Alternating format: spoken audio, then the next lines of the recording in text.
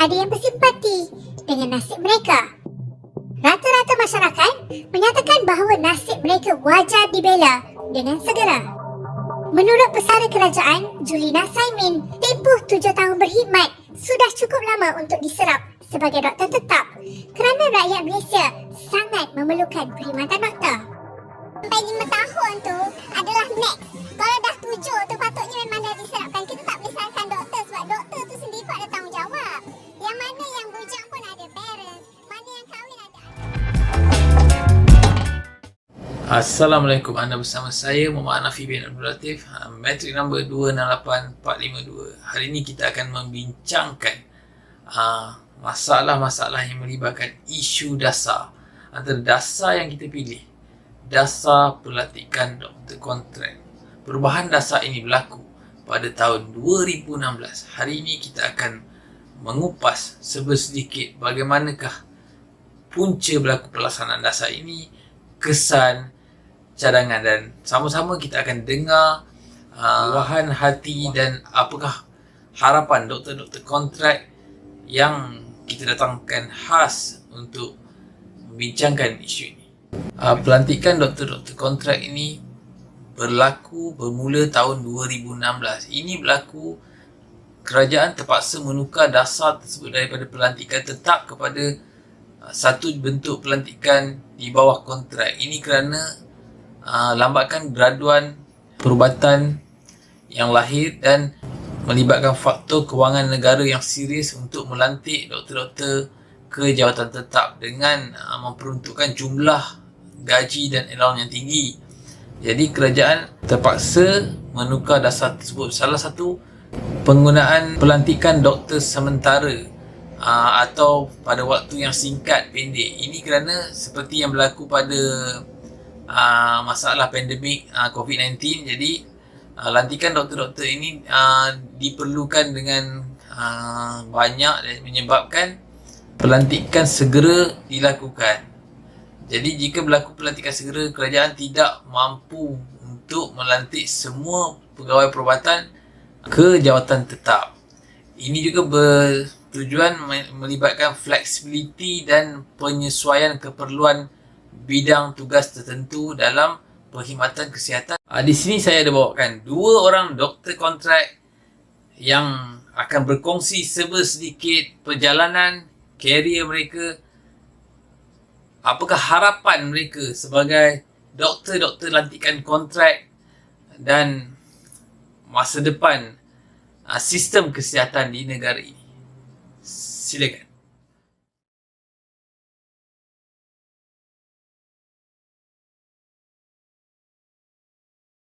Assalamualaikum warahmatullahi wabarakatuh. Saya Dr. Muhammad Amel, kelulusan daripada Universiti Palak-Ski, Czech Republic. Baik, lepas tamat belajar, selalunya kita akan isi SPA, and then dalam tempoh 6 bulan hingga setahun lah waktu menunggu. Setelah dipanggil, diterima, kita perlu isi untuk penempatan lah, kita panggil e-houseman. Isi penempatan tu di mana semua yang dipanggil satu Malaysia akan buka satu website, and then kita akan pilih tempat yang kita nak. Contohnya kita tinggal di KL, kita nak minta HKL. So bila dibuka tu, semua orang akan pilih lah mana tempat yang dia nak pergi tu, bergantung kepada nasib juga.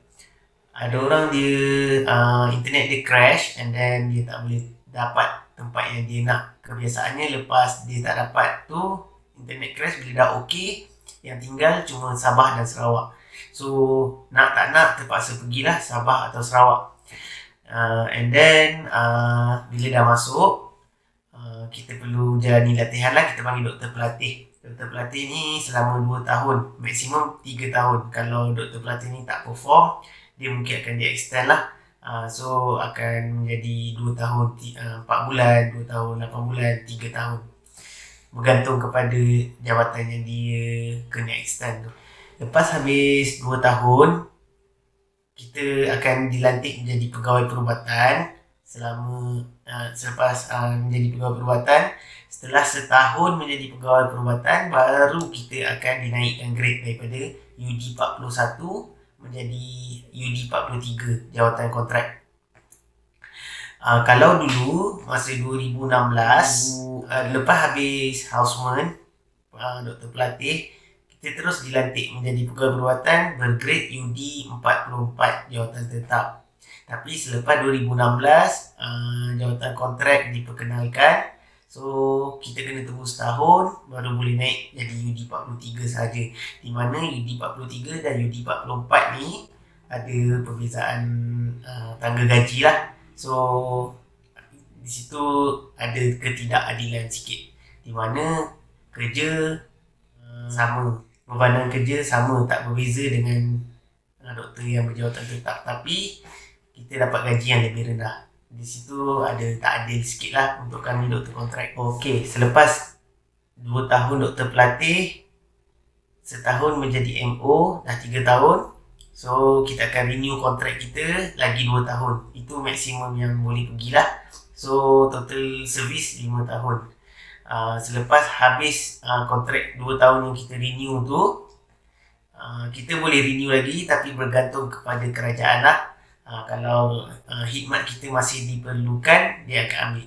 Tapi kalau tidak diperlukan, kita terpaksa berhenti sampai di situ dan join sektor swasta.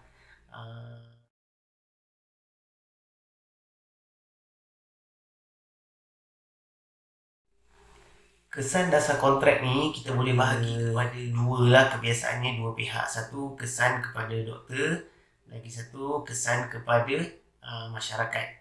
So kalau kesan kepada doktor, pertama gaji doktor kontrak adalah lebih rendah berbanding doktor permanent. So bila gaji lebih rendah, kebiasaannya motivasi tu akan jadi kurang, sebab bebanan kerja sama dengan doktor tetap, tapi gaji lebih rendah. So motivasi tu akan berkurangan lah. Yang kedua, peluang untuk sambung belajar tu lebih rendah. So doktor-doktor kontrak ni akan berasa tiada jaminan kerjaya bila duduk di kerajaan. So ramai doktor kontrak sekarang ni memilih untuk berhenti daripada Kementerian Kesihatan dan join sektor swasta yang memberi tawaran yang lebih lumayan. So boleh adapt dengan situasi ekonomi semasa lah berbanding dengan kerajaan. Yang seterusnya, selain daripada doktor kontrak berhenti memberi kesan kepada rakyat, dia juga memberi kesan kepada doktor berjawatan tetap yang stay. So bila ramai sangat doktor yang berhenti, doktor yang tetap tinggal, so bebanan kerja menjadi double kepada doktor berjawatan tetap. So akan menambah lagi stres mereka, dan juga bila doktor berkurangan kesan kepada rakyat terpaksa menunggu lebih lama berbanding dengan sekarang. Sekarang pun dah cukup lama tunggu, walaupun doktor ramai, tapi bila dah ramai berhenti akan menjadi lebih lama lah.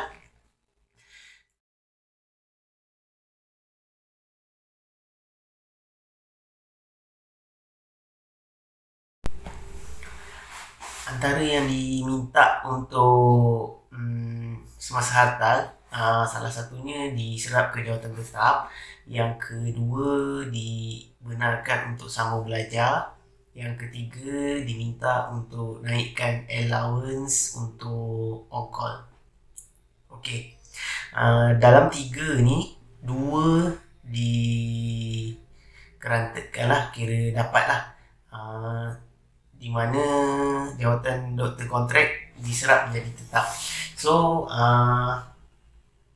tahun lepas bulan 11 dengan tahun ni bulan 3 ada interview telah diadakan di seluruh Malaysia untuk memilih doktor-doktor yang cemerlang untuk diserap menjadi tetap.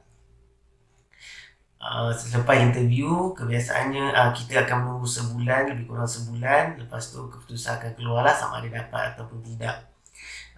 Tapi tidak dinyatakan kriteria apa yang dipilih untuk menjadi tetap. So kita masih tertanya-tanya lah apa kriteria yang dipilih kan. Sebab ada je doktor yang cemerlang tapi tak dapat jawatan tetap. Tapi tak apa, mungkin itu boleh diperjelaskan di kemudian hari. Yang penting ramai boleh tahan ramai lah yang dapat tetap tu. Tapi ada juga yang tak dapat. Mungkin boleh cuba pada interview akan datang. Yang kedua, untuk sambung pakar. Untuk sambung pakar, Alhamdulillah ada. So, kita tidak risaulah kita kekurangan pakar sebab masih ada doktor-doktor kontrak yang ditawarkan untuk mendapatkan latihan pakar. Tapi yang ketiga ini kita tak dapat untuk naikkan allowance on call. Allowance on call satu malam 200. So bunyi macam banyak, tapi satu hari bekerja daripada 8 pagi sampai 5 petang keesokan harinya non-stop. Dan kita dapat 200 sahajalah. Di mana